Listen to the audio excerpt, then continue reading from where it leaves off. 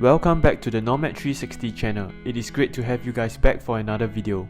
This is a follow-up video to our Vintage Seiko series. In part 1, we talk about the historical milestones of Seiko, such as the birth of Grand Seiko and King Seiko, their first chronograph and the quartz crisis. But Seiko's history doesn't stop there. So to wrap it up, we are looking at 3 notable watches enthusiasts of the brand love to collect. These 3 watches can also come together to form a perfect 3-watch vintage Seiko collection. The Lord Marvel line debuted around 1959, and the high-beat Lord Marvel that most collectors know and love was manufactured between 1967 and 1975. The high-beat movement runs at 36,000 beats per hour, a beat at which the watch not only runs smoother with a sweep-like second-hand movement but also more accurate as well. While the high beat movement is a remarkable feature, the Lord Marvel is a watch trading well under $1,000.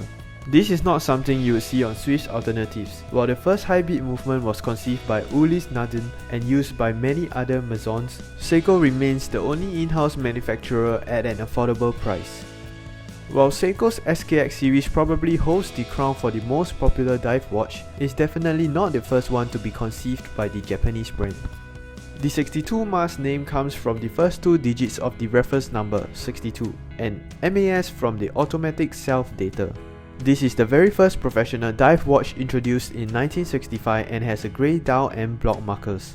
Today, it's one of the most sought after vintage dive watches with a price tag well into the thousands. And while it's expensive, if not already hard to find anywhere, it's good to know that Seiko released a watch of similar design in recent years, the Seiko SPB143. Which is seen as a modern interpretation of the unobtainable 62 MAS. Seiko has come a long way in their production of low-cost quartz chronographs. In our modern age, a solar-powered analog dive watch is regarded as an affordable entry-level watch. But back in the 1980s, the 7A series was seen as a technological marvel. Seiko's 7A28 was the world's first quartz analog chronograph and was succeeded by the 7A38.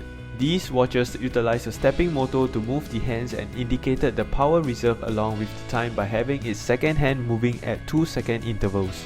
The collectability of these watches has skyrocketed over the years, but unlike our previous pick, this one still remains affordable and attainable because of the large production size and variants. There are only a handful of brands who excel at producing all types of watches, and Seiko is definitely one of them. With their watches standing the test of time, it's easy to see why enthusiasts flock over both vintage and modern offerings of the brand. If you would like to read on more of Seiko's history, check out our blog article at our Nomad 360 blog. Link is in the description below. Thank you all for staying with us till the end. Press the like button below if you enjoyed watching and don't forget to subscribe to our channel. See you guys on the next one.